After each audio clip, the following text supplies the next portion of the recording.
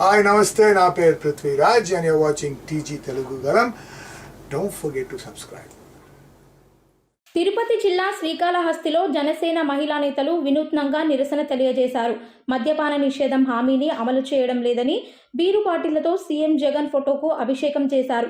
మద్యం నిషేధం అని చెప్పి అధికారంలోకి వచ్చాక మద్యం ఆదాయంతోనే ప్రభుత్వాన్ని నడుపుతున్నారని ఈ సందర్భంగా మండిపడ్డారు. మద్యం బాటిళ్లను ధ్వంసం చేసి పట్టణంలో నిరసన ర్యాలీ చేపట్టారు. ఈ నిరసనపై వైసీపీ శ్రేణులు ఫైర్ అవుతున్నాయి.